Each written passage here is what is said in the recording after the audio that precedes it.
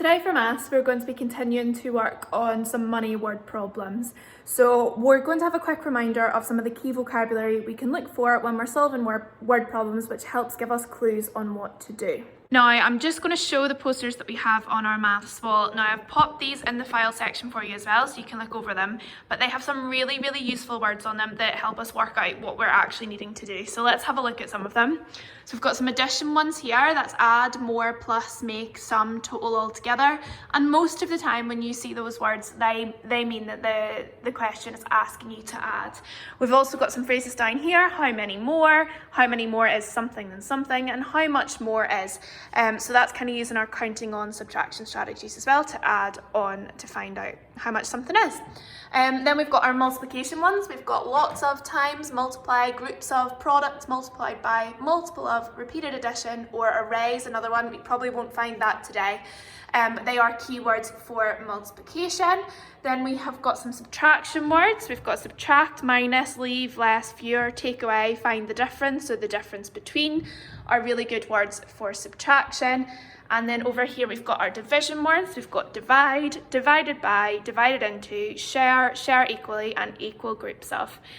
So hopefully that'll give you just a reminder of some of those words. I know I've gone really fast, but they are in the file section for you to have a look at, and they should help you with deciphering today's word problems. So let's have a look at this PowerPoint, which talks us through some money problems and hopefully will help us gain the skills to spot some of that vocabulary, which helps us work out what to do.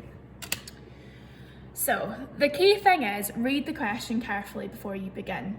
Sometimes when you look at a maths question and it's got words in it, people tend to kind of freak out and go, oh, I can't do this. But actually when you break it down, the actual maths is really easy. It's all about working out what to do.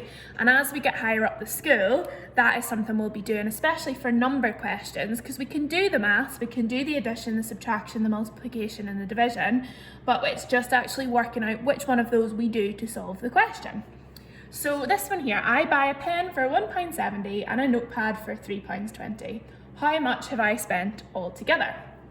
So a really good way to do this is to underline or highlight the important words and numbers, which will help you. So when we see a question, there's normally numbers in it. Now, most of the time we need those numbers, but sometimes they will throw in a number we don't need. So we need to think carefully about what it is we're doing. So if you were in a shop and you were buying a pen and a notepad, how much would you spend altogether? Now, altogether is one of those keywords for addition. So that gives us a clue this is an adding sum. But just put yourself in that position. If you were buying it and you wanted to work out how much it was, you would add those two numbers together.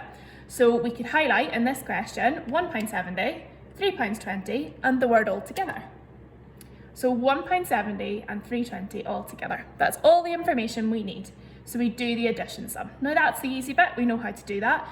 This is quite a simple one, you could do it mentally, but you can also set it out like a chimney sum, and just remembering that if there's a decimal point, all we do is make sure the decimal point is in the same place and it doesn't move. Our correct answer for that would be 490. So let's try another one.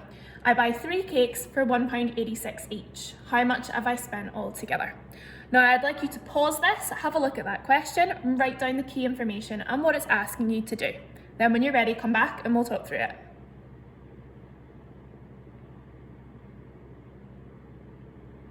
Okay, so in this question, our key information is we are buying 3 cakes, they are £1.86 each, and it's asking us how much we spent altogether. So that means for us to add them together.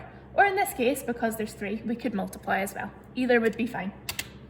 So what we would do is we would multiply 186 times 3 or add 186, 186 and 186. Correct answer for that would be 558. So we all know how to do the actual sums. We practice that on our days when we do our chimney sums. But this is more today about working out what to do and then actually applying it to do it. All right, same thing again. Pause me, give this a go, and then come back when you're finished. Okay, I bought 1 bike for £45.98 and 1 scooter for £13.78. How much have I spent altogether? So let's add those, so let's look at the word. We've got altogether, which lets on that it's an adding one again. And the important information is we bought something, the bike for £45.98 and the scooter for £13.78. And we can see we bought one of each. So that sum would be 45.98 plus 13.78. So our correct answer would be 59.76. Okay, let's try a more tricky one. So I bought 2 pairs of socks for £2.21 each and 3 bunches of flowers for £4.70 each. How much have I spent altogether? So this one requires a little bit more thinking, so pause and give this one a go as well.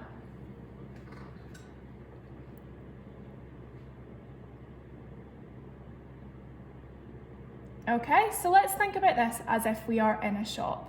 You've bought 2 pairs of socks, so you pick those up, so it's £2.21 twice. And then 3 bunches of flowers. So in my hand I'll have 2 pairs of socks and 3 bunches of flowers. I know that each pair of socks cost me £2.21 and each bunch of flowers cost me £4.70. So before I find my total, I would do £2.21 plus £2.21, or you can multiply by 2. And then I would do £4.70 plus £4.70 plus £4.70, or I could multiply by 3. Once I've found my individual totals, I can add them together to find out how much it costs altogether. Just think about it like you're in the shop. If you've picked those things up, how would you work out the total cost? You just need to add all of those amounts together. So the correct answer for that one would be £18.52. Okay, same thing again, pause and give it a go. All right, so I bought 2 jumpers for £15.60 each and 4 lollipops for 30 pence each. How much have I spent altogether? So our key information here is the fact there were 2 jumpers and they cost £15.60 each. So my first step would be to add £15.60 and £15.60, or multiply by 2. Then what I would do is I would find the cost of my 4 lollipops. So I know that they're 30 pence each, so I would add together 4 30 pences or multiply it by 4. And then I need to convert my answer from pence into pounds. Once I've got the answer for the lollipops and the answer for the jumpers, all I need to do is add them together. And to check I've got everything, I just need to double check I've added £15.60, £15.60, 30 pence, 30 pence, 30 pence, 30 pence, and that should give me my total cost, which in this case is £32.40. Pause me again and give this one a go.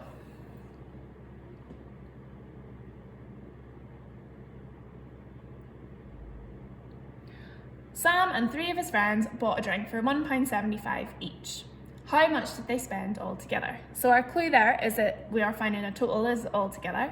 Now this one is slightly trickier because we see the number 3. So we would think, we just do 3 £1.75s. But we need to be careful because it's Sam as well as 3 of his friends, so 4 in total. So I would need to do £1.75 times 4, or add it together 4 times. That would give us a £7 total. And this is our last one, so pause me and give this a go.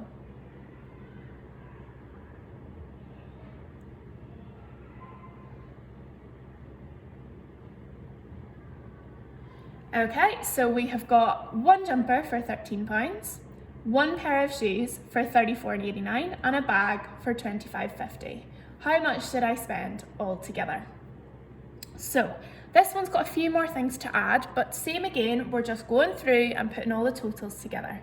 This one's not so bad because it's just 1 jumper, 1 pair of shoes and 1 bag.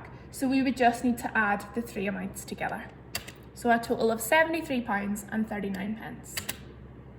So things to remember, read the question really carefully, a couple of times and take your time. You might want to underline or write down the important words and numbers, and do your calculations in bits. Don't try and do everything all in one go. Write down each stage clearly and set out your working really neatly, and don't forget the last stage of your calculations, so that means like putting the totals together. Hopefully that's helped us feel a little bit more confident with our word problems that we're going to be working on today.